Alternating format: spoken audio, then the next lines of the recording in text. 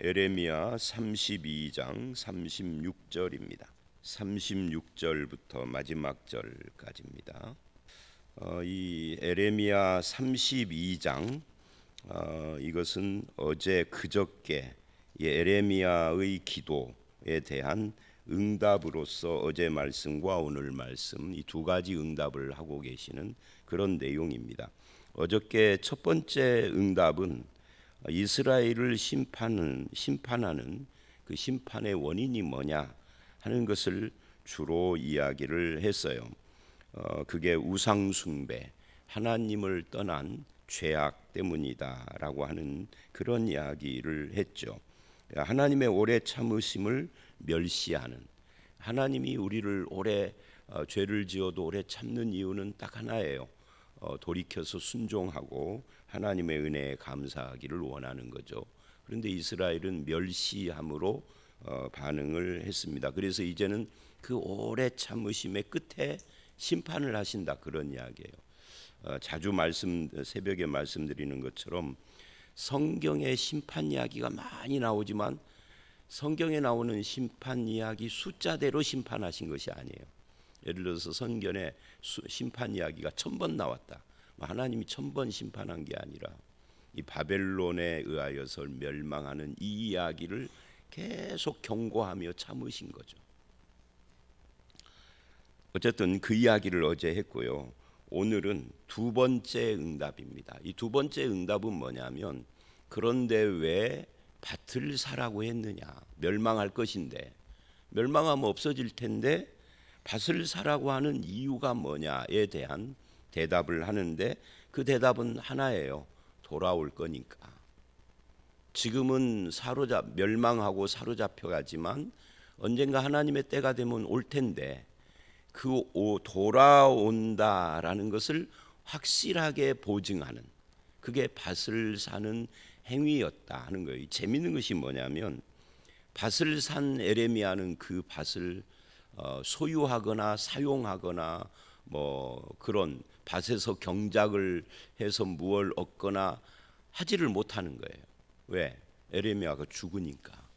그래서 이 에레미야가 밭을 사는 행위는 개인의 미래를 말하는 게 아니라 이 민족의 미래를 이야기를 하는 것이다 하는 것, 이 본문을 통해서 우리가 알 수가 있습니다. 자, 그런 의미에서 이 36절서부터 44절은 두 번째 응답인데, 이 선지자의 질문 중에 두 번째인 토지 구입의 이유를 대답을 하는 거예요. 먼저 36절 37절을 보면 일단 그러나로 시작을 합니다.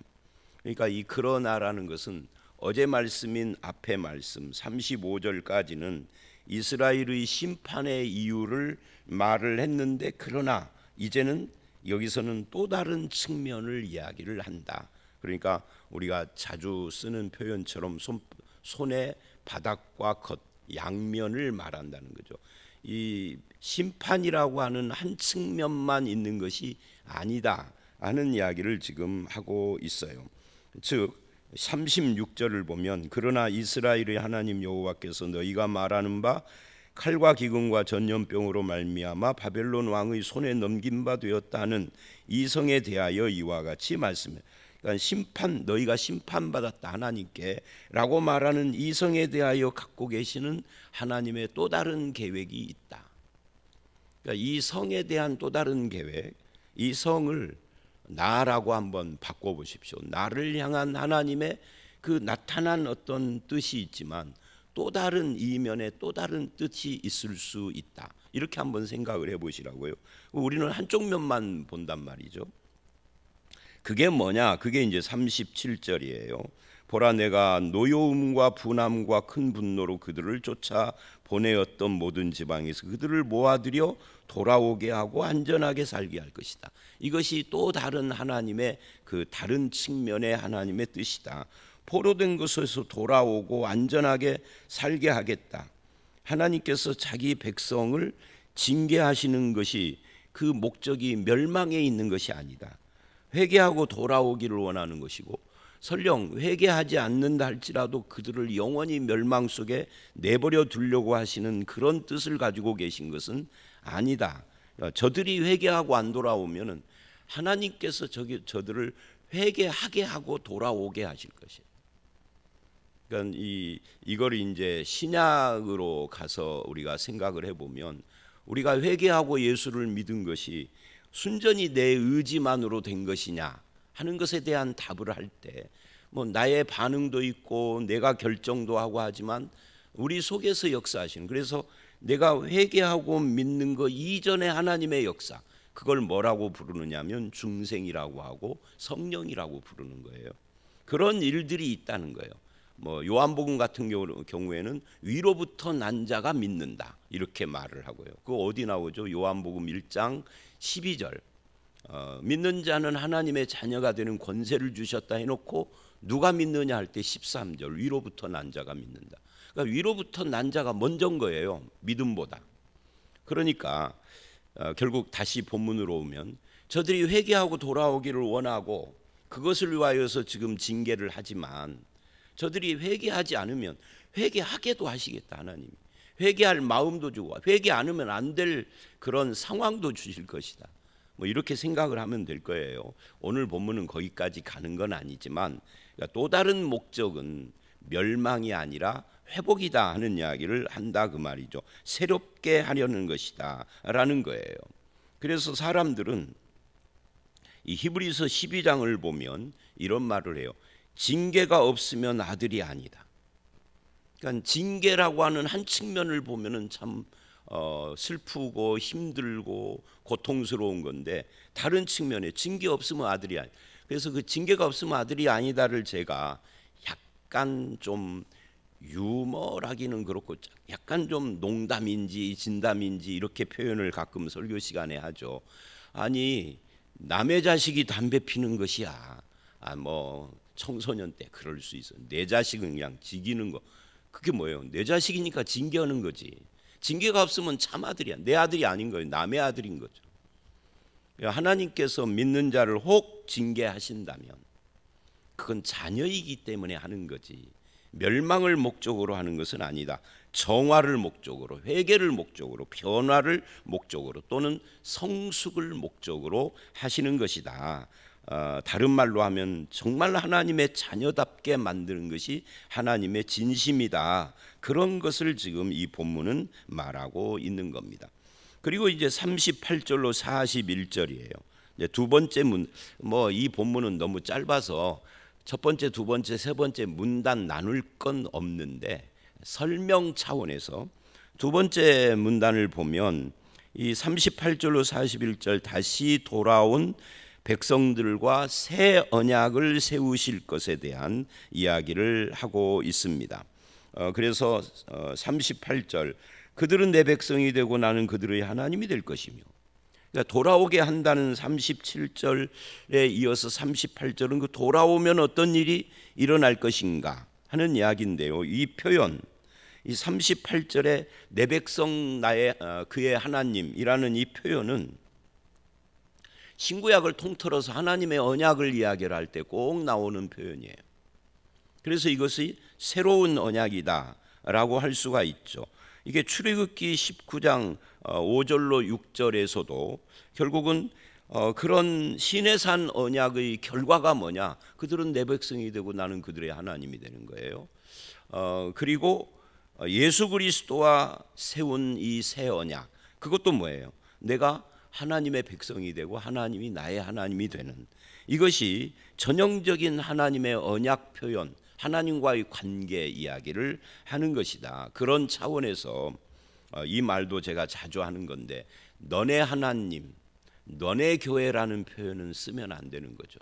왜냐하면 하나님의 언약 백성이 됐다, 즉 구원받은 사람은 그 구원받은 사람의 핵심 기본이 뭐냐면 나의 하나님, 나는 그의 백성, 나지 너가 아닌 거예요. 너의 하나님이 아닌 거예요. 그런데 우리는 입에 너의 하나님, 너네 교회라고, 우리 교회를 나오는 집사가 부부싸움만 하면 너네 하나님이라고 하니, 이게 구원을 부정하는 거예요. 그런다고 해서 실제로 구원을 부정하게 구원이 취소되는지 거기까지는 우리가 알 수가 없지만 그 표현 자체가 잘못된 표현이라고요. 언약 백성의 핵심이 나의 하나님이니까. 그래서 그런 하나님과의 새로운 관계 속에 들어간다 하는 이야기를 하고요. 이 새 언약의 특징, 그게 39절입니다. 내가 그들에게 한 마음과 한 길을 주어 자기들과 자기 후손의 복을 위하여 항상 나를 경외하게 하고, 한 마음과 한 길. 여기서 이 새 언약의 특징이 외부에서 요구하는, 그래서 우리가 이 말씀은 앞에서도 한번 나왔던 이야기죠. 31장 33절에 나의 법을 그들의 속에 두며 그들의 마음에 기록하여 라고 했던 그거. 어제도 이제 이 말씀 때문에 목사님들 그 모임에서 한참 이 말씀 가지고 이야기들을 했는데, 예를 들면 내 마음에 법을 둔다는 것이 뭐냐 하는 것에 대해서 이게 뭔지를 알겠는데 구체적으로, 그리고 혹시 하나님께서 이렇게 하신다면 사람들은 하나님을 알고 말씀을 배우는 것을 노력을 안 해도 저절로 되는 것인가 하는 마음을 가질 수 있기 때문에 그것에 대한 성경의 답변은 뭐냐 하고 이제 그게 목사님들의 토론이었어요. 근데 이 야고보서 1장 18절과 21절을 보면 뭐라고 하느냐면 이렇게 말을 해요. 이 말씀, 내 안에 있는 말씀에 대한 이야기를 우리가 말씀으로 거듭났다. 그게 1장 18절 이야기예요. 말씀으로 하나님이 나를 낳았다. 구원을 말씀으로 한 거다 그 말이죠. 근데 21절은 뭐라고 그러냐면 이거를 마음에 심겨진 말씀이다. 마음에 내가 심은 것이 아니라 심겨진이에요. 수동적이죠. 하나님이 심으셨던 내 마음에, 뭐 거기로 끝나는 게 아닙니다.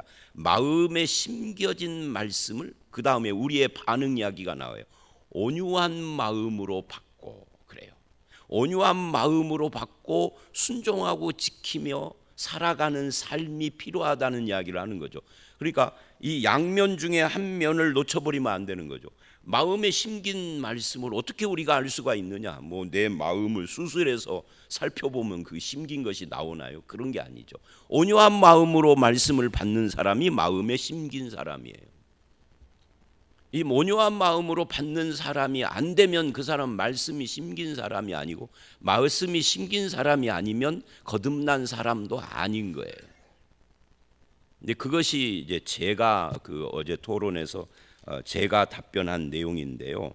오늘 말씀도 그겁니다. 한 마음을 주고, 이 마음의 문제를 다루고 있어요. 이 새 언약의 백성이 되면 마음이 바뀌어진다는 거죠. 외부에서 요구하는, 돌판에다 기록을 해서 너 이거 지켜라고 하는 그런 시내산 언약과의 최대의 차이가 사람의 마음을 바꿔놓는다. 마음을 새롭게 한다. 마음을 수술시킨다. 새 마음 사건이다. 뭘로 어떻게 하느냐? 말씀을 가지고 성령이 역사한다는 거예요. 그걸 거듭남이라고 그래요. 그러니까 신약에 오면 이걸 거듭남, 중생, 영생 이렇게 표현을 하는데, 구약에서는 거듭남이나 중생이라는 표현 대신에 마음을 새롭게 한다고 그걸 그렇게 표현을 하는 거예요.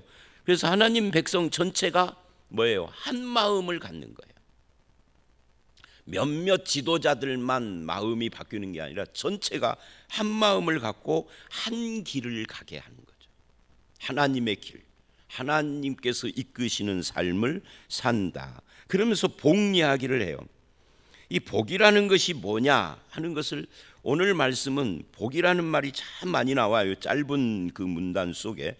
그래서 어떤 사람들이 이거 봐라, 복 이야기 하지 않느냐, 노 목사는 복 싫어하던데. 노 목사가 복 싫어한다고 누가 그래요? 저도 복 좋아해요. 다만 복의 내용이 틀리다는 거죠. 세속적인 복이 아니라는 거죠. 여기서 말하는 이 복이라는 것이 뭐냐면 한 마음을 갖고 한 길을 가는 사람의 복을 말하는 거예요. 그들의 후손도 그 길을 갈 수 있도록 자기들과 자기 후손의 복을 위하여 항상 나를 경외하고, 뭐 이 복이 뭐죠? 하나님 경외하는 것이 복이라는 거예요. 그래서 이제 성경 공부 때 참된 복에 대한 성경 공부를 두 주를 하거든요. 성경 공부 과정 중에. 결론이 뭐냐면 성경이 말하는 구약의 복, 신약의 복 전체를 쫙 다 살펴보면 딱 하나예요. 하나님과의 관계의 복입니다. 그러니까 세상에서 아무리 이재용처럼 돈이 많아도 하나님과의 관계의 복이 없는 사람은 저주받은 사람이요, 심판을 향하여 가는 자요, 멸망길로 가는 자예요. 그러나 아무리 가난해서 남의 집 월세를 살고 있어도 하나님과의 관계의 복이 있는 사람은 그게 참된 복 받은 사람이에요. 어쨌든 여기서도 지금 한 마음 한 길을 가는 것이 복이고 하나님을 경외하는 것이 복이다 하는 이야기를 지금 39절이 하고, 그거를 40절 이하가 쭉 설명을 하고 있는 거예요. 그래서 40절은 그 하나님을 경외하는 것이 내 마음에 있다 하는 이야기를 해요. 40절, 내가 그들에게 복을 주기 위하여 그들을 떠나지 아니하리라 하는 영원한 언약을 그들에게 세우고, 여기서 복이 뭐하고 연결이 되죠? 영원한 언약하고 관계가 되는데, 아까 말했죠. 언약의 핵심이 뭐라고요? 나는 그들의 하나님이 되고 그들은 나의 백성이 되고, 이게 언약의 핵심이에요. 관계죠. 근데 그것이 영원한이다. 영원한, 일시적인 것이 아닌 그 언약을 그들에게 세우고 나를 경외함을 마음에 두어 나를 떠나지 않고, 이게 전부 다 지금 복 이야기예요. 물질을 쌓을 것이 없도록 부어 주신다 해도 이런 영원한 언약과 하나님의 경외가 없으면 소용없다 하는 이야기를 지금 하고 있는 겁니다. 그 다음에 41절을 보면 기쁨의 복을 이야기를, 내가 기쁨으로 그들에게 복을 주되 분명히 나의 마음과 정성을 다하여 그들을 이 땅에 심으리라. 다시 돌아오게 하는 것이 복이다 그 말이죠. 그것을 기쁨으로 한다는 거죠. 하나님께서 우리를 위하여서 하시는 일은 어쩔 수 없이 저놈 진짜 꼴보기 싫은데 어쩔 수 없이 목사라. 우리가 그런 말 옛날에 제가 젊었을 때 교회에서 부흥사들만 오면은 자주 들었던 문구 중에 하나가 하나님 망신 나 망신, 옛날에는 일제에서 해방된 지 얼마 안 돼가지고 일본말 많이 썼잖아요. 가보시기 망신, 이 말을 부흥사들마다 오면은 그 이야기를 했어요. 그냥 지금도 기억이 나. 내가 세상에서 망신당하면, 그때 말하는 망신이 뭐예요? 세상에서 가난하게 살고 승진도 못하고 사업에 실패하고 내 자식 서울대도 못 들어가고 그런 망신이잖아요. 그러면 나만의 문제가 아니라 하나님도 망신을 당하기 때문에 하나님이 이걸 이루어준다 이 말이거든요. 그때는 그런지 알았죠. 10대 후반 때 뭘 알아요. 성경을 보니까 거짓말이더라고. 그게 강단에서 외친다고 해서 다 진실은 아니에요. 성경은 그런 복을 말한 적이 없어요. 그러면 가난한 사람은 다 저주받았게. 저는 집이 가난해서 아예 대학 안 가기로 약속하고 중학교를 갔었는데, 그러면 저는 저주받은 집에서 태어난 저주받은 놈인가요? 말이 안 되는데 그걸 분별을 못해서 10대 때는. 제가 그 설교를 처음 듣기 시작한 때가 우리 집이요, 너무 가난해서 국가에서 주는 한 달에 한 번 주는 그 밀가루 한 포대, 이걸로 한 달을 살았던 시절이에요. 고등학교 때 얼마나 밥을 못 먹었는지 얼굴이 노래가지고 제가 사진까지 찍어놨다는 이야기 전에 한두 번 했었죠.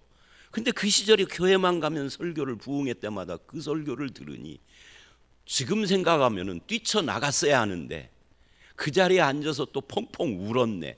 그게 하나님의 역사지 부흥사의 역사는 아니야. 그죠? 그러니까 영원한 언약이 뭐냐? 그게 하나님을 경외함이고, 하나님은 나를 기쁨으로 인도하시는 분이고, 그런 이야기를 하는 겁니다. 그래서 정성을 다하여 하나님이 기쁨으로 우리를 어떻게 한다는 거예요? 물질을 쌓을 곳이 없도록 붙는다는 것이 아니라 이 땅에 돌아와 심으시겠다 하는 거예요. 여기다가 심으시겠다. 회복의 은혜를 말하고 있는 겁니다. 그리고 이제 42절로 44절 세 번째 문단, 거기에 보면은 나라가 거의 다 망해가는데도 조카의 땅 밭을 사라 하신 이유를 이제 직접 설명을 하십니다. 이런 새 언약으로 너희를 기쁨으로 여기다가 정성을 다해 내가 심는 날이 올 것이니까 그날을 바라보고, 그러니까 42절 이하는 41절을 좀 더 확대한 것이라고 볼 수 있겠죠. 이 땅에다 다시 심으신, 즉 회복의 날이 오니까 그걸 미리 바라보고, 그때가 100년 뒤인지 1000년 뒤인지 알 수가 없어요. 그러나 그걸 바라보고 밭을 사라고 한 거다. 우리는 이제 그때가 언제인지를 알죠. 지나갔으니까 70년 뒤라는 것을. 에레미야가 70년을 또 예언을 했었고, 그러나 일반 사람들은 70년 예언을 에레미야가 했지만 알 수 없는 해예요. 그런데 사라 한 거예요. 왜? 그래야 네가 예언한 말씀이 진실이라는 걸 저들이 알 거 아니냐. 그런 이야기입니다. 제가 이 이야기도 했었죠. 며칠 전에. 이단들이 예수님 곧 재림한다, 내년 10월 달에 와 해놓고, 이 예수님 오면 재산 필요 없으니까 팔아서 바쳐라고 했단 말이에요. 그 많이 바쳤어요. 이단들이 재산이 많은 이유가 그런 거예요. 하나님의 교회는 곳곳에다 건물을 엄청 크게 사거나 짓거나 하잖아요. 그거 다 어디서 났겠어요? 다 재산 바쳐 해가지고 온 거죠. 근데 어느 날 보니까 이상한 것은 교주는 배가 부르고 있어. 이게 북한하고 똑같죠. 북한하고 똑같아요. 아니 인민들은 그냥 그 보세요. 그 간부 그놈들 빼놓고는 전부 다 말라깽이들이야. 그런데 김정은을 비롯한 주변에 있는 놈들은 살이 피둥피둥. 그거 그 이단하고 똑같아. 그러니까 이 본문이 이거예요.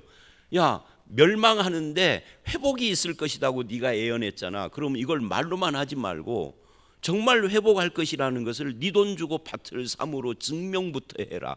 하나님이 그런 거예요. 네가 그 밭을 못 누리더라도 말씀을 실천하는 거죠. 그런 이야기를 지금 하는 겁니다. 그러면서 복 이야기를 또 해요.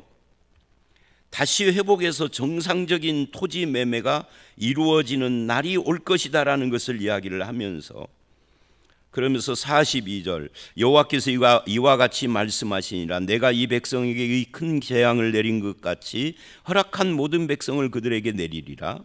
이 허락한 모든 백성이 뭐겠어요? 돌아와서 한 마음 한 길을 가며 하나님과 영원한 언약을 맺는 그것을 이야기를 하는 거죠. 그것을 내리리야. 너희가 말하기를 황폐하여 사람 짐승이 없고 갈대아인의 손에 넘긴 바 되었다는 이 땅에 사람이 밭을 사되, 그날이 오면 밭이 필요하니까 먹고 살려면 농사지, 그렇게 밭을 살 것이다. 베냐민 땅과 예루살렘 사방 유다 성읍들, 산지 성읍, 저지대 성읍, 네겝 성읍들, 그러니까 온 유다를 말하는 거예요. 예루살렘뿐만 아니라 온 유다가 다 회복이 될 것이다. 있는 밭을 은으로 사고 증서를 기록하여 봉인하고 증인을 세우리니 그런 날이 올 것이다. 왜? 이는 내가 그들의 포로를 돌아오게 함이니라. 그러니 네가 밭을 산 행위는 미래에 있을 일을 미리 한 거야. 그런 이야기입니다. 여러분, 우리가 신앙생활을 하면서 하나님을 예배하고 찬송하고 그러잖아요. 이건 전부 다, 이게 오늘 우리가 드리는 예배는요, 온전한 예배가 아니에요. 뭔가 모르게 부족한 예배예요. 근데 어느 날 주가 재림하시면 그때는 이런 예배하고는 비교가 안 되는 그런 하나님을 향한 영광의 찬송을 하는 그런 장엄한 시대가 열릴 것입니다. 그 날의 완전한 예배를 바라보며 우리는 이 땅에서 예배하는 거예요. 우리가 주일이 구약의 안식은 아니지만 안식의 성취의 날인 거죠. 부활로. 근데 그 안식이 성취됐지만 미래의 완전한, 눈물도 없고 죽음도 없고 애통도 없는 그날에 이루어질 안식하고는 게임이 안 되는 거죠. 근데 그날의 그 안식, 완전한 안식을 바라보며 이 땅에서 우리가 주일을 지키고 예배하고 그러는 거잖아요. 우리의 신앙은요, 미래의 영광을 당겨서 지금 하는 거거든요. 로마서 5장을 보면 사도 바울이 그 영광을 바라보고 환난 중에 지금 여기서 즐거워하느니라 이렇게 표현하는 것이 바로 그 영광은 미래인데 미리 바라보며 여기서 환난 중에 즐거워해요. 인내하고. 그게 신앙이라는 거예요.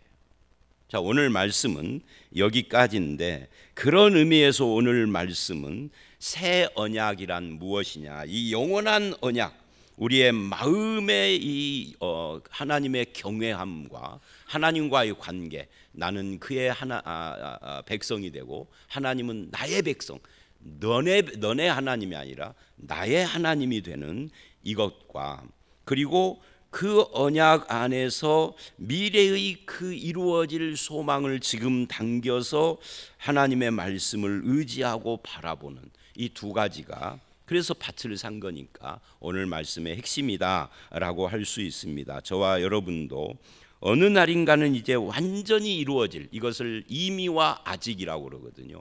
이미 십자가에서 성취된 것이 아직 완전하게 성취될 날을 바라보고 있는 그 중간에 우리는 소망으로, 이걸 뭐라고 그래요? 믿음, 소망, 사랑할 때 이걸 소망이라 그러는 겁니다. 소망을 가지고 하나님을 붙잡고 그날의 영광을 바라보는 삶 살아가는 저와 여러분들이 다 되시기를 주의 이름으로 축원합니다. 함께 기도하겠습니다. 하나님 아버지, 감사합니다. 그들은 내 백성이 되고 나는 그들의 하나님이 되는 것이 새 언약이고 영원한 언약이고, 하나님을 경외하는 것이 이게 참된 복이라는 것을 알았습니다. 우리가 이 믿음을 가지고 한 마음 한 길을 가며 주를 경외하고, 또 미래의 이루어질 완전한 영광을 이 땅에서 그냥 입으로만이 아니라 삶으로 바라보고 소망하며, 그 소망이 있는 삶을 살아가는 우리 모두가 되게 하여 주시옵소서. 오늘 이 하루도 주님이 나의 하나님이라는 이걸 붙잡고 영광의 소망을 바라보는 중에 승리하는 하루가 되기를 간절히 원하옵고 예수님 이름으로 기도드려 싸움나이다. 아멘.